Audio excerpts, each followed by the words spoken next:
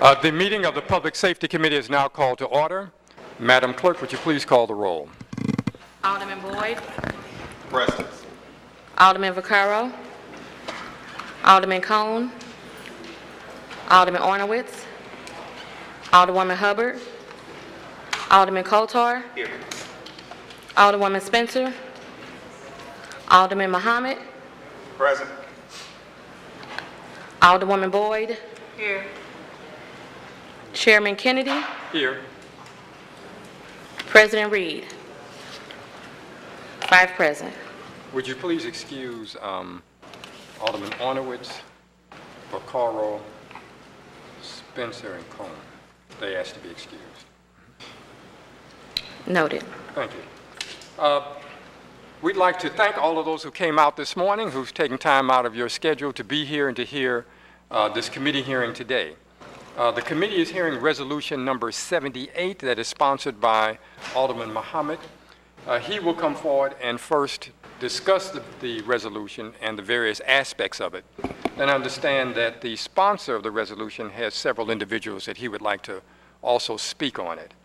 So we'll begin with the sponsor in his description and review of the resolution. If you can come forward to the podium.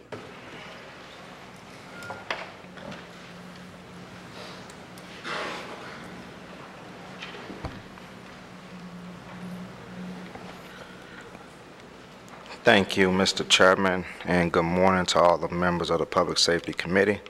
I thank you all for being here on this Thursday morning.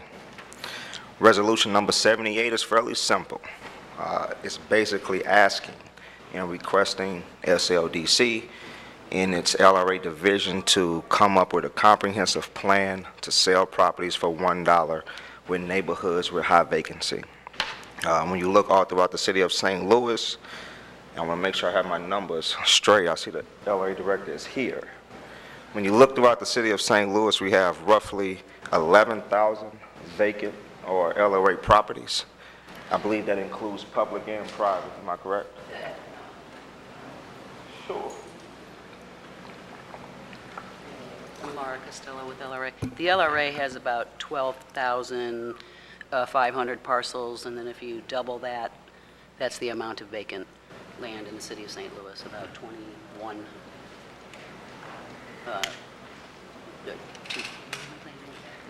about 22,000 parcels. About 22,000 parcels, and the LRA owns about 12,500, and about 3,000 of those are actual structures. Okay.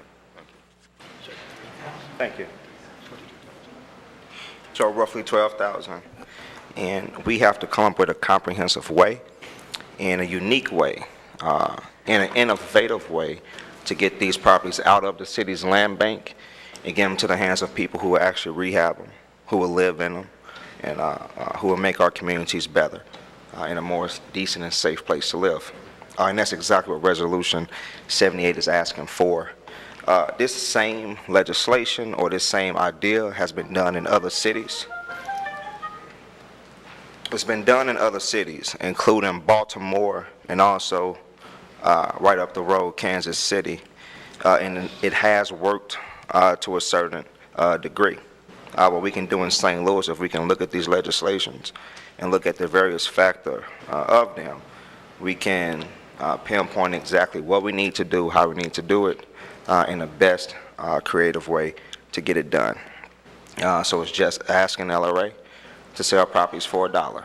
It's asking the LRA Commission and SLDC to work with developers, interested home buyers, in getting these properties out, turn them around, and this is the only way that we can solve the vacancy problem in St. Louis, and specifically North St. Louis. I have no further remarks, Mr. Chairman. I will entertain any questions if the committee members have any. You still have 3 or 4 individuals that you want to testify? Yes. Okay. Let's first go to questions from the sponsor. Alderman Boyd, any questions?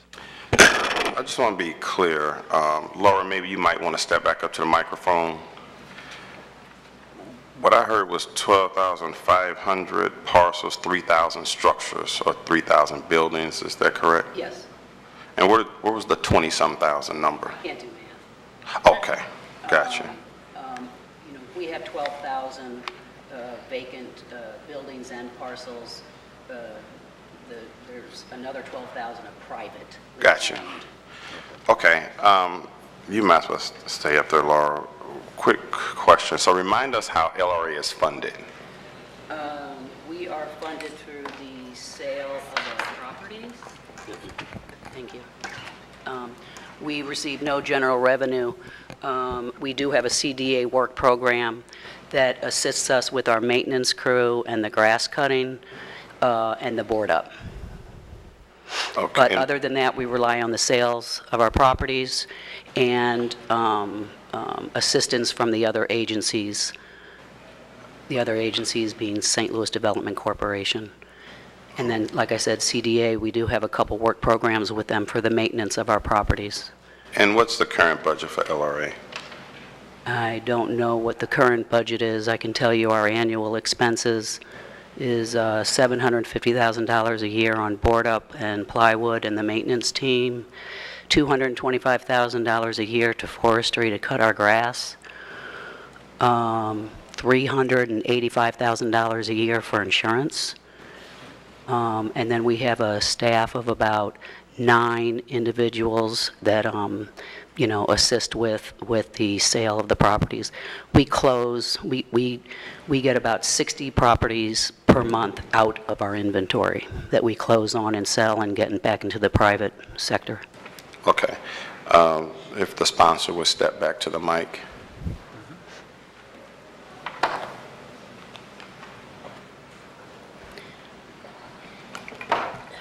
Alderman, have you done any research across the country as far as what other, I heard you say there are other land bank entities that are doing the dollar sales. Do you know how they're funded?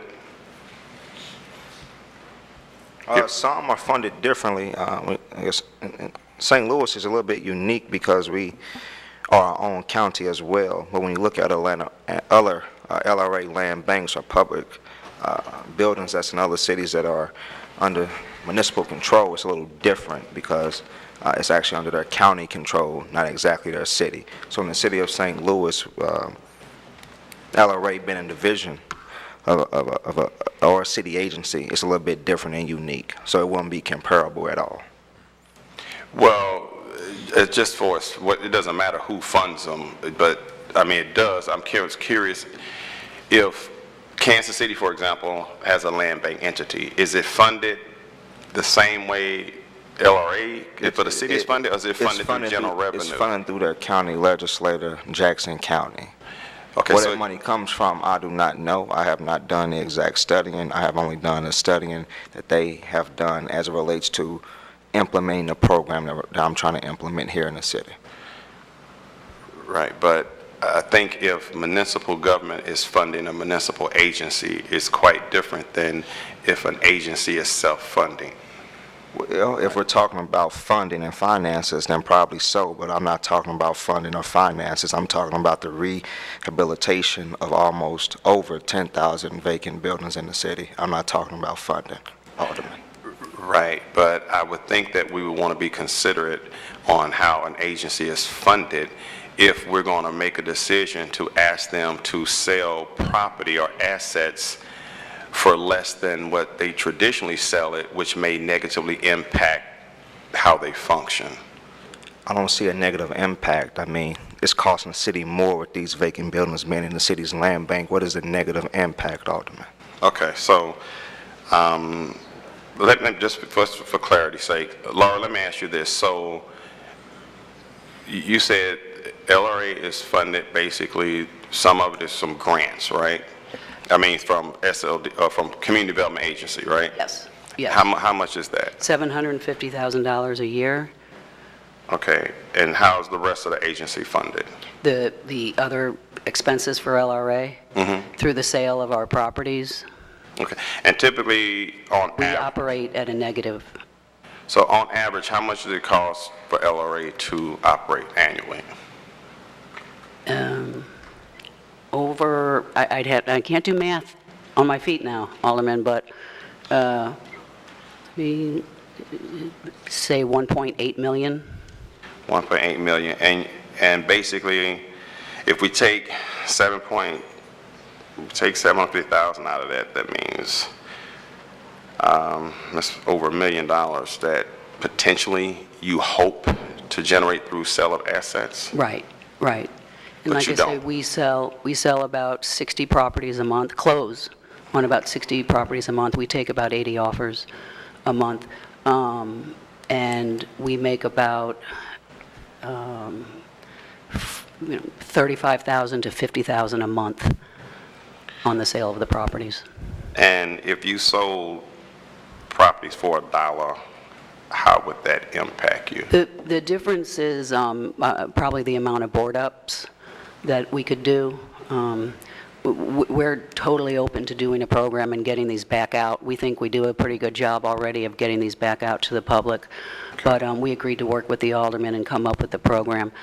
My only worry, I tell people when we want $1,000 for a home, for a house, we want $1,000, and they say that they can only pay $500. I always say, well, that's 4 board ups that someone's not going to have. Okay. Let me ask you this, because I've been alderman for 15 years, and I've seen a few of these. Typically, how often do you get properties back that you have sold? Not very often. Okay. We record a right of reentry when we sell a property, and individuals have 18 months to fix these properties up. About 85% of those are sincere, they do the job, and they may need more time at the end of the 18 months, and we certainly give it. There's a small percentage that don't do anything. They either are trying to flip it or they abandon it. And when we send them a quitclaim asking them for the property back, all but 2 times that I know, they've agreed to do it. Okay. Have you found over the years that some property come back to you in a tax sale? Yes, I have, especially when we sell in large. Someone comes in and they want 25 properties, and we try and convince them just to do 2 or 3 buildings at first and then come back. Those come back, and unfortunately, it takes about 5 years for those to come back into our inventory. Usually at that point, we have to put them on the demolition list. Okay. I think the Dollar House program is a neat program. I believe the house I grew up in on Emerson and Lillian, my parents got for $1 or less than $100 or something like that. So I know it can work. I just want to make sure that if we put something in place that LRA doesn't go under, because we can't afford staff to, maintain it and or process the paperwork. And if we can't board it up, that's going to be a concern for residents in my neighborhood, just like cutting grass. If we cut grass only twice a year or summer, and then we go down to only cutting grass once, Right. that is a huge negative impact. So I would hope that we can find additional sources of revenue to maybe augment, some of the revenue that may be lost at selling houses for $1. Thank you. No further questions. Alderman Kotar? Thank you, Mr. Chairman. I guess this question is for the sponsor. I'm just curious, as part of your research on this, have you talked to the lending community, banks and credit unions specifically about, if folks are able to acquire some of these houses for $1, will there be construction loans available? Can they be serviced in time to get this work done within, I guess, the time frames you're proposing? Hey, thank you, Alderman, and I believe the director also wants to answer that question. Yes and no. I have had unofficial conversations with numerous banks and lending partners that will be willing to help with the revitalization of North City and other high vacancy neighborhoods throughout the city. But also with this plan that we're trying to implement, there is some requirements. We're not expecting anyone who has no source of income and no reliable income to come in and buy a house for $1 and expect them to get it up to par within 18 months, whether that's the exterior code or interior code. So there are definitely some restrictions. It's stated in the resolution in the language. But I think that's part of an ongoing conversation. And also when I met with different banks, more specifically a bank that is in my ward. I only have one bank in my ward, that being Commerce. They said they would like to see actual legislation or an ordinance passed before they begin any real changes as it relates to lending to people in poor communities like mine. Nothing further, thanks. Alderwoman Boyd? Good morning, everybody. Alderman Muhammad, my question that I have, and I keep hearing about what is cost of LRA in regards to the program that they have now with people purchasing properties. The question that I'm having is a twofold, because I see neighborhoods that have been in my ward that are pretty much stable, and so now the vacant properties are popping up. And so I think what the challenge is from the people in my community, and I don't know about other communities, or people that start on the properties and then they can't finish the properties. So now they're in a catch-22 because the people surrounding their property value, they're losing it. And so when you said about the banks lending the money, that has an impact on them getting the loans because the banks are not giving the money out.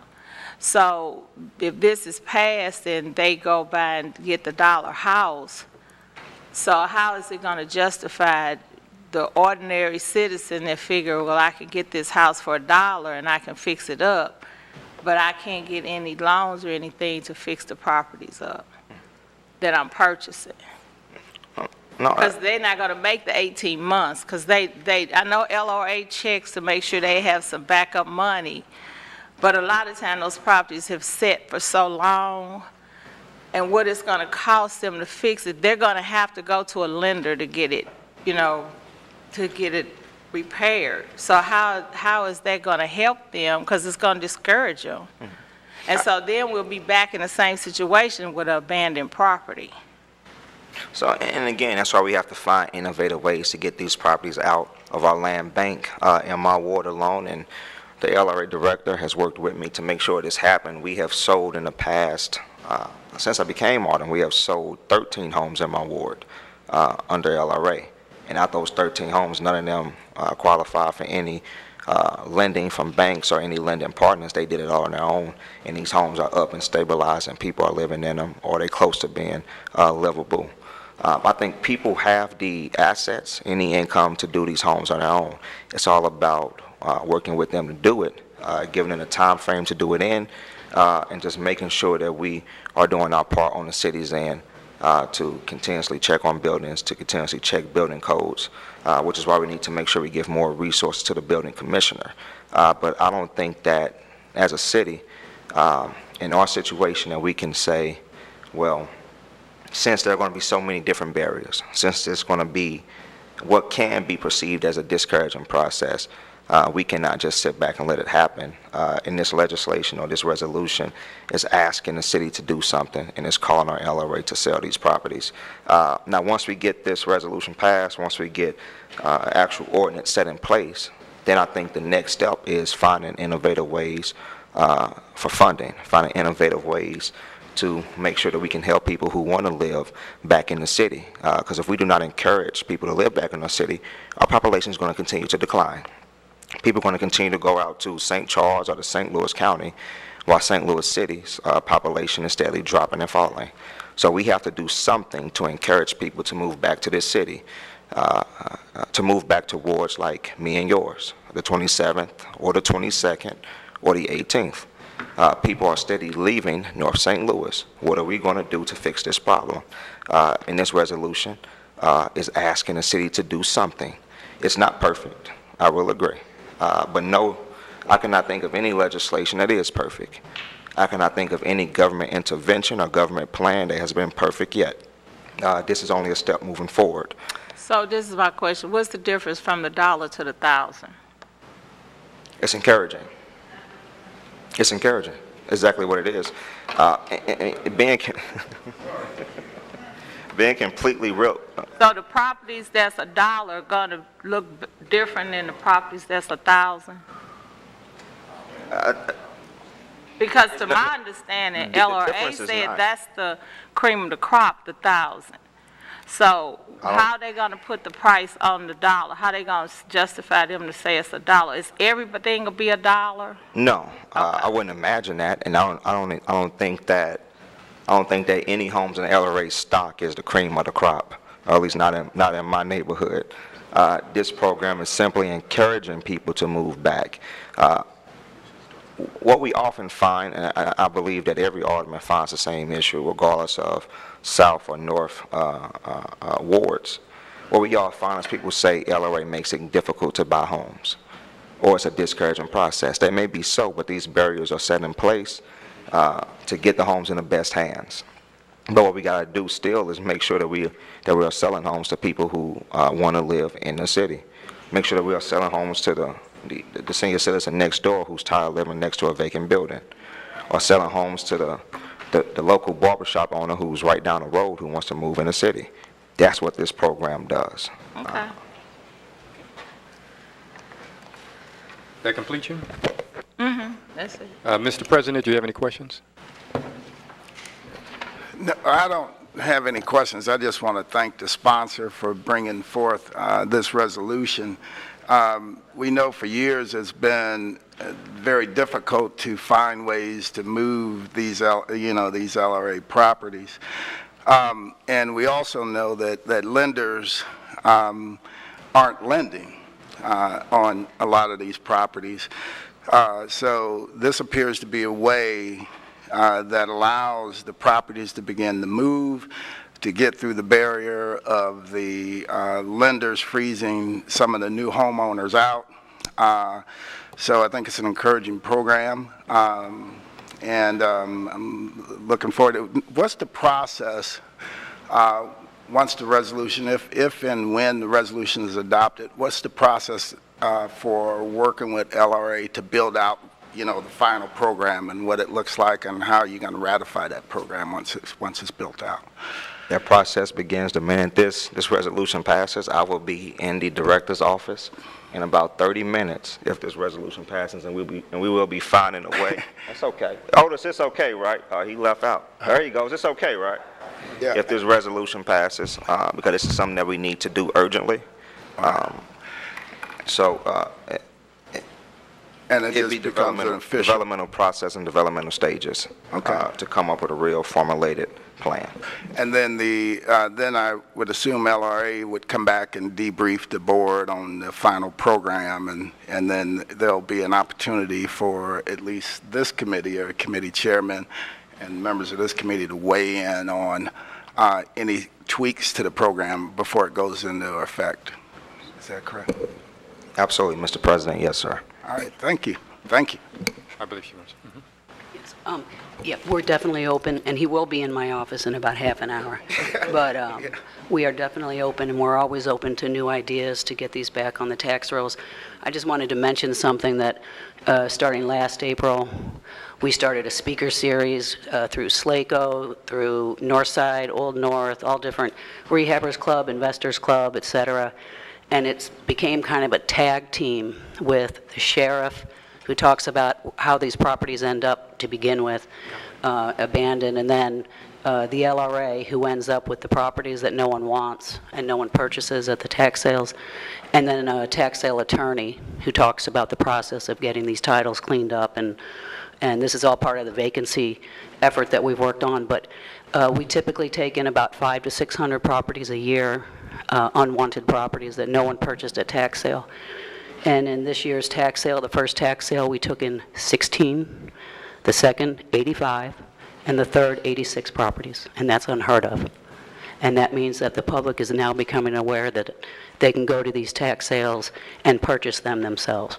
But and there's 2 tax sales left, so this will be a record year of the public going to buy the properties first before they come into our inventory. So just wanted to mention that.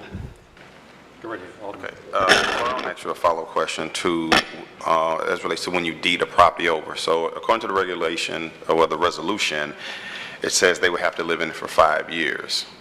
That's a proposal? That's proposed, okay, but let's say it's 2 years, whatever the number is. Yes. And then they sell it. So they bought it for $1, and then they turned around and sold it in 2 years for $2,500. how do we,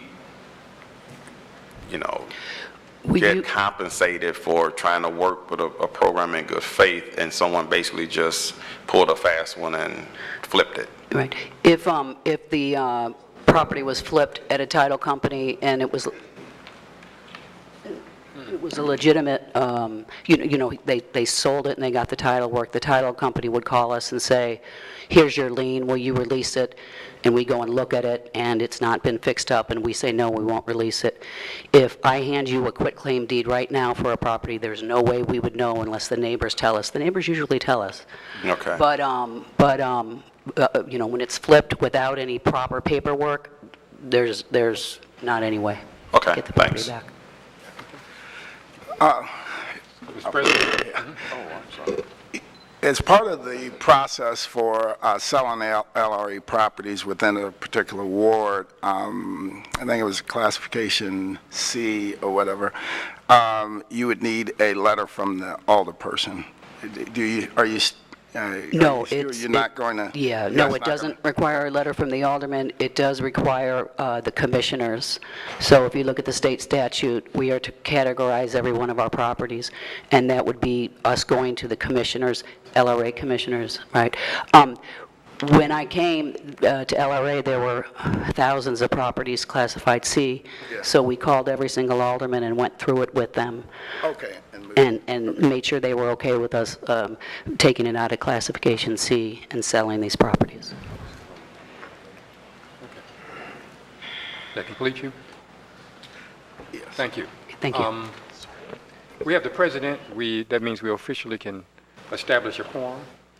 Madam Clerk, would you please call the roll again? We need to establish a quorum. Alderman Boyd, Here. Alderman Vaccaro, Alderman Cone, Alderman Ornowitz, Alderwoman Hubbard, Alderman Kotar, Here. Alderwoman Spencer, Alderman Muhammad, Alderwoman Boyd, Present. Chairman Kennedy, Here. President Reed. Have 6 present. With that, we have a quorum. The sponsor, did you still have your 3 individuals, others you wanted to speak on the bill, on the resolution? Would you come? When you come forward, you just please identify yourself by your name and your address. Good morning. My name is Todd Ill. I want to thank Mr. Chairman Reed, members of the committee, President Lewis Reed. I want to thank you all today for giving me this opportunity to speak on this issue. I also want to thank Alderman Muhammad for identifying a problem and being able to have the courage to apply a solution to that problem. You know, most of our major real estate developers have access to SLADC, low-interest loans, and they get buildings and land through acquisition. But unfortunately, most of us in the community don't have the capacity nor have the means to be able to access those loans. And as a result, it leaves us out of the loop. This resolution brings the homeownership possibilities a little closer to the individual. It provides an opportunity for wealth building. It saves the cities hundreds of thousands of dollars in maintenance fees, acts as a crime deterrent. And I think this is the right direction for the city to start moving in. In addition, we made mention about, I heard you talk about funding. Know that Stephen Bank gave SLDC $1 million to help with the minority contractors, and First Bank gave them $600,000 to help with community developments to satisfy the Community Reinvestment Act. We hope that Alderman Reed and Chairman Kennedy would work with the Alderman Muhammad to see if we get the financial institutions to do the same for residents as a means of providing funding sources to satisfy the Community Reinvestment Act. This is a good project. I think it's good and healthy for the city. And I want to thank Alderman Muhammad for doing an excellent job. Thank you. Thank you. Any questions of our speaker? Okay, thank you very much. Thank you. Alderman Mohammed, you're next. Please come forward, just identify yourself, and then give us your address for the record. How you doing? My name is Torrey Russell, resident of the 21st Ward. I just want to convey probably what most of the community is saying and what they said over the last 2 or 3 weeks when we took it to about 5,000 residents over the last 4 or 5 months. We live in a community, like has already been stated. The houses are boarded up, and that costs the city money, but those boards come down. And we live next door to those boarded up or supposedly boarded up homes, and they do become a safety hazard. At night, you are fearful really to allow your kids to be in the backyard. When your children go out to school in the mornings, because, you know, the time is going to shift and our babies are going to be outside at 4:30, 5, 6 o'clock in the morning and won't be much light out there. And those people who are seeking refuge or having fun or doing whatever they do in those vacant buildings will be out there, and our children and our mothers and our grandmothers will be at risk. You know, we could go back and forth about money. We could talk about how much the city spends on this and that. I just saw a campaign last year where people went around the entire city talking about the city loses $7 million a year just in property tax, $4 million of that just being in North City alone. I'm not an economist. I know if you sell 100 homes at $1,000, we'll be able to make enough money for at least enough people to be able to stop boarding up homes and not cutting the grass, because that's what's actually happened. And so the city budget may say that they boarded up and cut the grass, but it doesn't happen. And so the residents that are probably standing behind you, some of our elders who out there, they will pay the brothers and sisters in the community to cut the grass when the city doesn't. Sometimes we have went out and reboarded up homes, worked with the homeless people who are living in the homes. We have enough community organizations, enough clergy and churches, enough hard-working contractors, young brothers and sisters who want to become developers, educators, teachers, nurses in this community right now. No Bank of America and any other places may or may not create a program. But we have enough credit unions and we have enough elders and things in the community with these accounts that can fund some of these projects. Again, I don't know everything about economy, but I know there's enough people right behind me who go through these homes, who want these homes, who need these homes. That's right, we can tweak all these things. I know it looks like these people who are small business owners right here, some of these people are waiting for the 100 or so people or 50 or so people you see in here. It was the same amount of people walking up outside, very hopeful that this dollar home, and we're not talking about just the historically black people, we're talking about Africans and Caribbeans and Bosnians and some of these immigrants that are coming to this country as well. We have to create a pathway for those people as well as young professionals and the young, second, third generation people who live in the peripheral now. The same people who come to the ball games would like to live closer than a Metrolink stop to their ball game. They come to our festivals. They come to our restaurants and business districts. They come have fun and they go to Ballpark Village. They go to Washington Avenue and they spend lots of money. We know we have enough young professionals in the peripheral through U City, Paysdale, Pine Line, Northwoods. We can go on and on. Even residents who now live as far out as Wentzville and St. Charles trying to find that piece of home, If they can pay $8, $9, $1,000 a month for rent, I believe they can afford a home improvement loan. We can't control the lending, but we have enough credit unions and enough young professionals standing and sitting behind us right now to fund this. It doesn't have to. We don't have to sell all the homes at one time. We can create all the processes that we want, and it has to make fiscal sense going into a $1.1 billion budget year. But if we have money to improve public safety and other things, we know for a fact that living next door across the street from vacant buildings, lots with the grass as tall as you, and losing a voting base, we may be down under 300,000 by the year 2020. This is a bustling city built on ingenuity and blue-collar labor. We can build that once again. Thank you.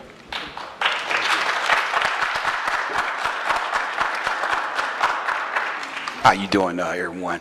My name is Baron Wilson. I stay at 4545 Ruskin, and I am a brick mason. First of all, one of the best. Thank you. And Mr. Boyd, you know me. And what I see is happening is with these brick structures. Oh, I need to sit down? Yeah, this was not an open mic. Oh, I'm sorry, brother. I'm sorry. I thought you... No, the sponsor had some specific people, but come on and finish. Oh, I mean, I'm in the neighborhood. I mean, you know, I'm doing work in the neighborhood. I think I'm a good candidate to talk about this because I'm preparing. I'm sure there are a number of people out there that... I'm repairing all the homes that's falling. Yeah, but so I can explain it to you. Yes, sir. The Board of Aldermen has what they call, there are two types of public hearings. Oh, okay. One is all the meetings of the Board of Aldermen are open to the public. Anybody can come and view them. Oh, well, I took off work to be here. Let me finish. Not all are open for public testimony. That is a specific type of meeting. This particular meeting was not one for just public testimony. Oh, I'm sorry. I can sit down. However, since you're up here, we're not going to ask you to sit down. Well, thank you. I would like to speak then. Thank you, sir. But in the same token, I do have to make it... I'm sorry. In the same token, I do have to, as a chair, I do have to make it clear. Yes, sir. If I'm out of order, I'm sorry. I didn't know I took off work to be here. I appreciate it. And I want to, because Mr. Wilson see all these bricks, homes being demolished, and what you have is the brick masons that did this work years and years ago.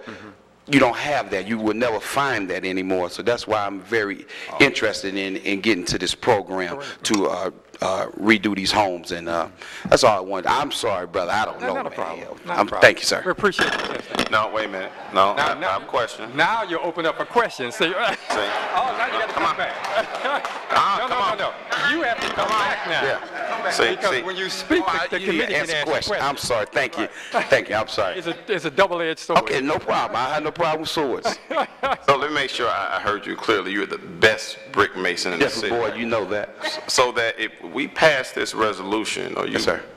Offer your services in a donation capacity to kind of help facilitate people rebuilding and stabilizing their homes, or if not totally free, maybe for $1. Well, Jeffrey, boy, we all know that things need other things, and I am open. We all need each other. I'm open. You're open? I'm open. Well, I'm glad the sponsor heard that you were open, so you could be part of that discussion to kind of help financially put a model together that can help people. Yes, sir. We can get it done. Okay. Yes, sir. Thank you. Anybody else? Anything we need. Yes, sir. Yeah, since we've got you, I got a question. How many people do you employ currently? I'm in the union, and I still have my own company too. So every week, maybe 10 employees. 10 people through your company. Through my company. And on a given week, how many houses do I go through? Are you working on? Maybe like in a week, maybe three a week. Three houses a week with your crew of 10? 3 projects. So last week was 5. Yeah. I'm So 3 to 5 a week, Yes, with your 10 employees. Yes, sir. And this is sort of your side business because do you have a day job as well? Yes. Okay. I do make sure. So I mean, if we had more houses, I mean, obviously there's no shortage of houses that need work right now. But if we had new owners and folks with loans and willing to invest money in these houses, how many people do you think you could employ, and how many houses could you work on a week? Oh, listen, I can employ, I have resources to employ at least 30 or more. Great. For us, side work for us, they call it the union. The Yeah. union do the side work. Weekend warriors. I'm the weekend warrior god. Understood. That's what I was looking for. So you could really employ a lot more people. Yes, work and on a lot also more hours. not only employ through the bricks, I can trade off with the electricians and, you Right. know, I am plugged in that way to get that jobs done. Perfect. Thank you Yes, very sir. much. Thank you very much. Thank you. I believe that's it. Thank you very much. I like this.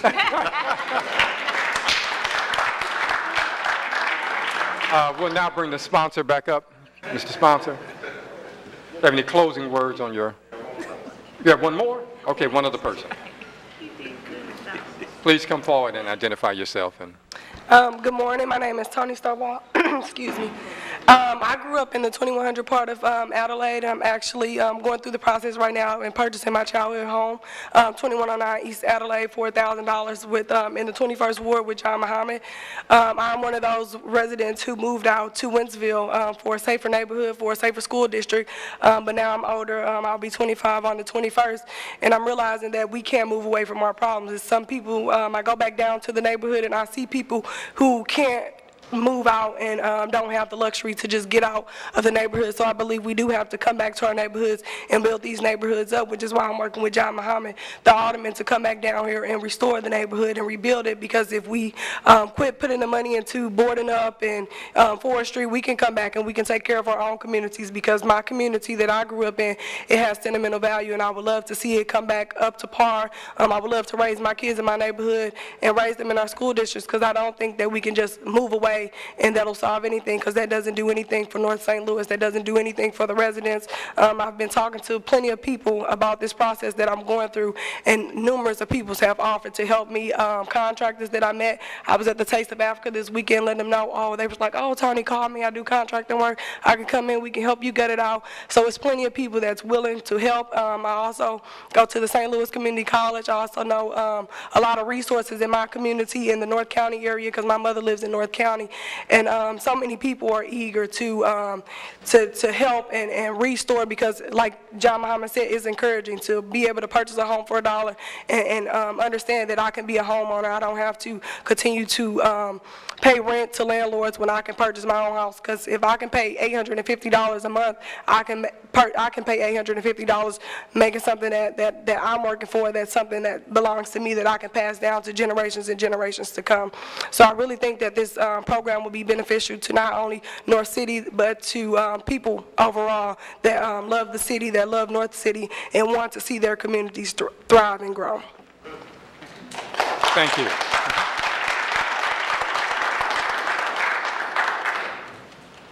Thank you. Mr. Sponsor?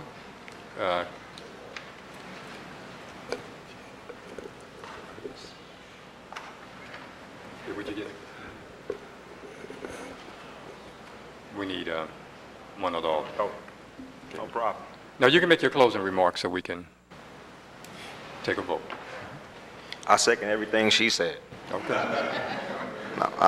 Again, this is the step that we can take to move our cities forward, to move our neighborhoods forward.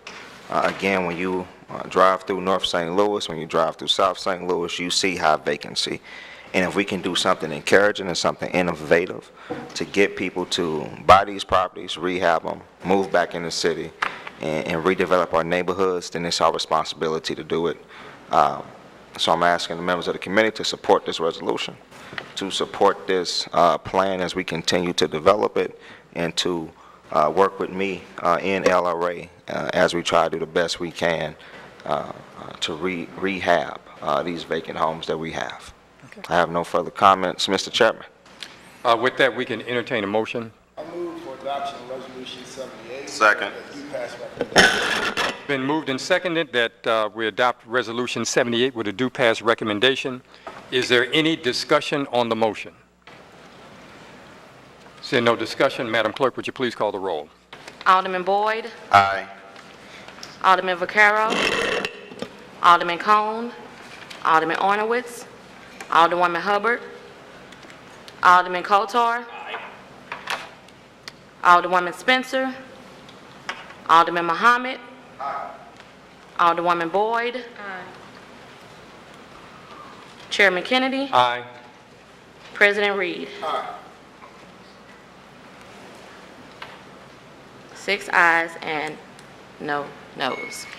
By your vote, we have sustained the motion of the president and have adopted Resolution 78 with a due pass recommendation.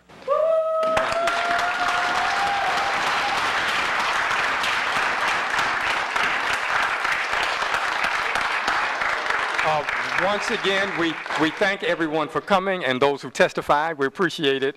The best Mason on the planet. And with that, there's no other agenda items. The meeting is adjourned.